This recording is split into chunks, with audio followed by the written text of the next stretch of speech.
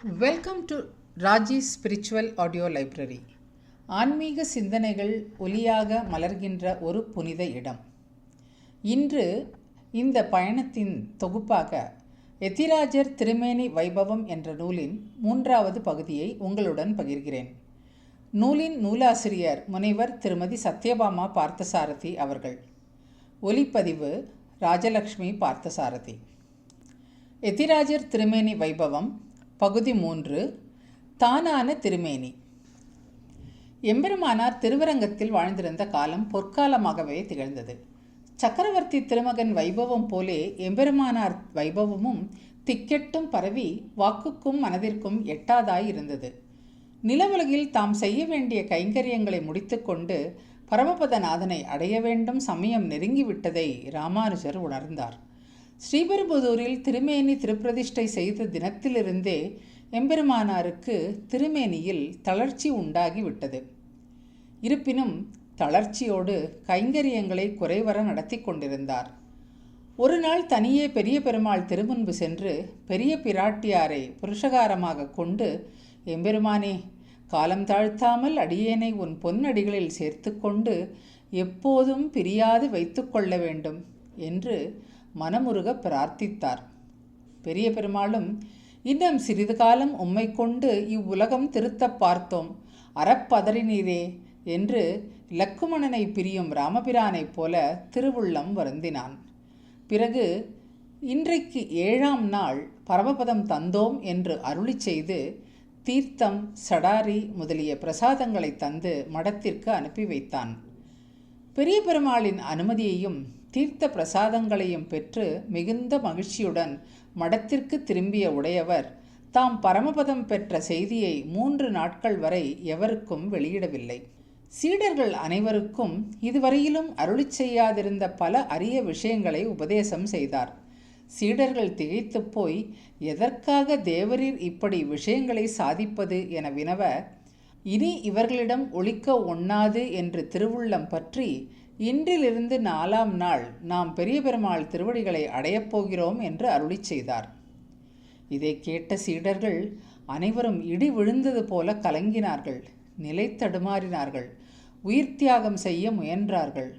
உடையவர் அனைவரையும் அருகே அழைத்து ஆறுதலான வார்த்தைகளால் எல்லோரையும் தேற்றினார்.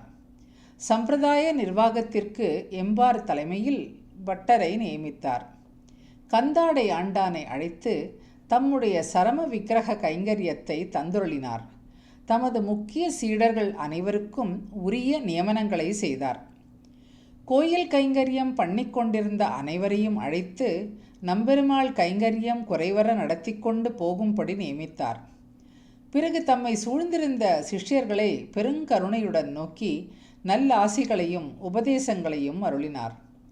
இப்படி கூடியிருந்த சீடர்கள் அனைவரையும் அமைதிப்படுத்தி அவர்களிடம் அனுமதி பெற்றுக்கொண்டு எம்பார் மடியில் திருமுடியையும் வடுகநம்பி மடியில் திருவடிகளுமாக இருத்தி ஆளவந்தாரையும் பெரிய நம்பிகளையும் தியானித்தவாறே திருநாட்டுக்கு எழுந்தருளினார்.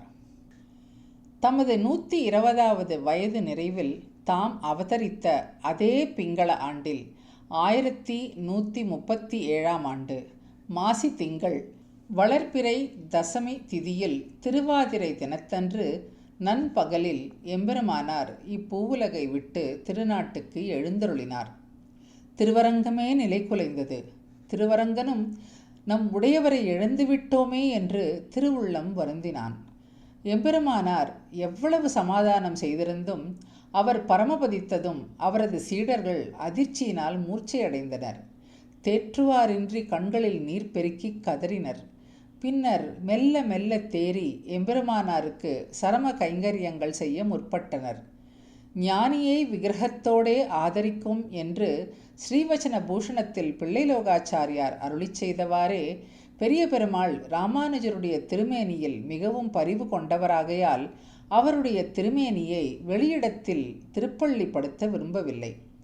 ராமானுஜன் எந்தன் மாநிதி என்றார் போலேயாயிற்று பெரிய பெருமாளுக்கு எம்பெருமானார் திருமேனி. ஆகவே நிதியை உள்ளே வைத்து பூட்டி வைக்குமா போலே அவர் திருமேனியை தம்முடைய திரு ஆவரணத்துக்குள்ளேயே வைத்துக்கொள்ள விரும்பினான். நம்மாழ்வார் திருமேனியை பொலிந்து நின்ற பிரான் தன் சந்நிதியிலேயே திருப்பள்ளிப்படுத்தி வைத்து கொண்டதைப் போல எம்பெருமானார் திருமேனியை தன்னுடைய வசந்த மண்டபத்திலே திருப்பள்ளிப்படுத்தும்படி அர்ச்சக முகமாக நியமித்தான். ராமானுசர் திருப்பள்ளிப்படுத்தப்பட்ட இடம் அக்காலத்தில் நம்பெருமாள் வசந்த உற்சவம் கண்டருளும் மண்டபமாக இருந்தது. பெரிய பெருமாள் நியமனத்தின்படி எம்பெருமானார் திருமேனியை முதலியாண்டானுடைய திருக்குமாரரான கந்தாடை ஆண்டான் அகலங்கன் திருச்சுற்றின் தென்கிழக்கு மூலையில் அமைந்திருந்த வசந்த மண்டபத்தில் அந்தரங்கமாக யதிகளுக்கு உரிய சம்ஸ்காரங்களை செய்து திருப்பள்ளிப்படுத்தினார். ராமானுஜர் திருப்பள்ளிப்படுத்தப்பட்ட இடத்திலே கந்தாடை ஆண்டான் நம்பெருமாள் அனுமதியுடனே எம்பெருமானாரை எல்லோரும் சேவித்து வாழ்ச்சி பெறும்படி மீளவும் அவ்விடத்திலே ஆவிர்பதித்தார் போலே இருக்கும்படி ஞான முத்திரையுடன் பத்மாசனத்தில் வீற்றிருக்கும் திருக்கோலத்தில் ராமானுசருடைய திருமேனியை அர்ச்சாவதாரமாக ஏறியருளி பண்ணி பிரதிஷ்டித்தார். ஸ்ரீரங்க க்ஷேத்திரத்தில் இருக்கும் இந்த மூலவர் திருமேனியே தானான திருமேனி என்று சிறப்பாக வழங்கப்படுகிறது. பின்னர் கந்தாடையாண்டான் ஒரு நல்ல நாளில் நம்பெருமாள் அனுமதியுடன் எம்பெருமானாருடைய உற்சவ விக்கிரகம் ஒன்றையும் எழுந்தருள பண்ணி வைத்தார். இயற்கையான தோற்றத்தின் காரணம்.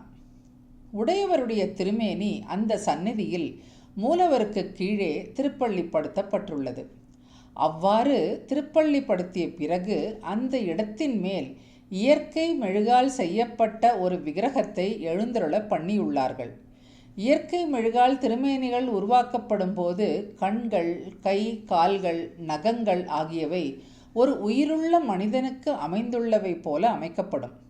மேல்நாட்டில் இதுபோன்று இயற்கையாகவே தோற்றமளிக்கக்கூடிய பெருந்தலைவர்களின் உருவ மெழுகு பொம்மைகள் அடங்கிய ஒரு கலைக்கூடம் நிர்மாணிக்கப்பட்டிருப்பதை நாம் அனைவரும் அறிவோம்.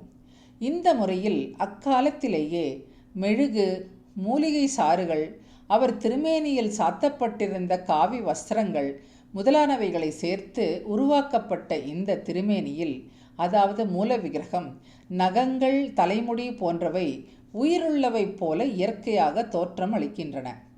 ஒவ்வொரு ஆண்டும் 2 முறை இந்த மெழுகால் ஆன திருமேனியை பாதுகாப்பதற்காக பச்சை கற்பூரம், உயர்ந்த ரக குங்குமப்பூ ஆகியவற்றால் ஆன குழம்பு திருமேனியில் சேர்க்கப்படுகிறது. உடையவருடைய திருமேனிக்கு திருமஞ்சனம் சமர்ப்பிப்பதில்லை. சப்தாவரண உற்சவத்தின் சிறப்பு. பிரம்மோற்சவத்தின் இறுதி நாளான சப்தாவரணத்தன்று இயல் கோஷ்டியினர் ராமானுஜ நூற்றந்தாதியை திருவீதிகளில் சேவித்து வரும்படி நம்பெருமாள் நியமித்திருந்தார். அன்றைய தினத்தில் நம்பெருமாள் இயல் கோஷ்டிக்கு தவறாமல் எழுந்தருளும் உடையவரை எழுந்தருள வேண்டாம் என்று நிறுத்தி தான் இயல் கோஷ்டியில் ஒரு அங்கத்தினராக கலந்து கொள்கிறார். ஸ்ரீரங்கத்தில் சப்தாவரண திருநாளன்று இயல் கோஷ்டியினர் ராமானுஜ நூற்றந்தாதியை திருவீதிகளில் சேவித்து வரும்போது நம்பெருமாள் தாமும் கோஷ்டிக்கு மிக அருகில் எழுந்தருளி அதை திருசெவி சாற்றியவாறு எழுந்தருள்வதை இன்றும் நாம் காணலாம். ராமானுஜ நூற்றந்தாதியை திருசெவி சாற்றுவதில் தனக்குள்ள ஈடுபாட்டையும் ராமானுஜனிடத்தில் உள்ள பேரன்பையும் வெளிப்படுத்துவதற்காக நம்பெருமாள் இவ்வாறு நியமித்திருந்தார். இப்படி நம்பெருமாள் உடையவருடைய மடத்தின் அருகில் வரும்போது உடையவர் பெருமாளை எதிர்கொண்டழைத்து இளநீர் சமர்ப்பித்து உபசாரம் செய்வதை வழக்கமாக கொண்டிருந்தார். பெருமாளும் உகந்து அதை ஏற்றுக்கொண்டு ஆஸ்தானம் திரும்புவர். உடையவர் ஜீவித தசையில் எழுந்தருளியிருந்த காலத்தில் சப்தாவரண மகோத்சவத்தில் நம்பெருமாளுக்கு சமர்ப்பித்த இளநீர் உபசாரத்தை எம்பெருமானார் பரமவதித்த பிறகும் தொடர்ந்து நடைபெறும்படி கந்தாடையாண்டான் ஒரு ஏற்பாடு பண்ணி வைத்தார்.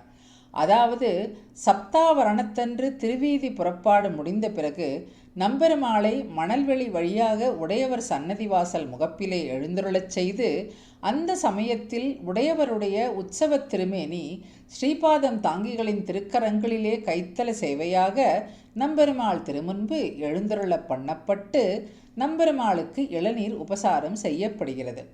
அதன் பிறகு நம்பெருமாள் ஆஸ்தானம் திரும்புகையில் சிறிது தூரம் உடையவர் சென்று வழியனுப்பிவிட்டு தம்முடைய சன்னதிக்கு எழுந்தருள்வார்.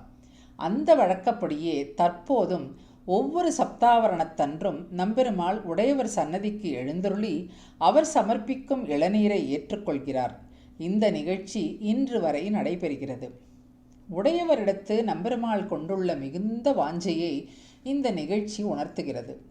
உடையவருடைய அடியவர்களான நம்மீதும் நம்பெருமாளுடைய இவ்வருள் வெள்ளமிடும் என்பதில் ஐயம் இல்லை.